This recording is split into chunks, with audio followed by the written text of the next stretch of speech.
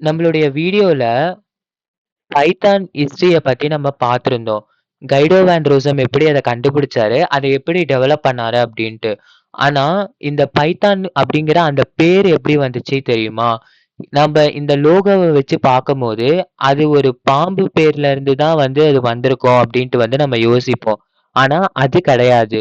கைடோ van ரோசம் வந்து ஒரு ஷோவுக்கு ரொம்பவே மிகப்பெரிய ஃபேனா இருந்திருக்காரு. அந்த ஷோ பேரு தான் மன்டி பைத்தான் ஃப்ளையிங் சர்க்கஸ். இது வந்து ஒரு பிரிட்டிஷ் காமெடி டிவி ஷோ. இத 1969ல வந்து பார்த்தீங்கன்னா, ரிலீஸ் பண்ணியிருக்காங்க.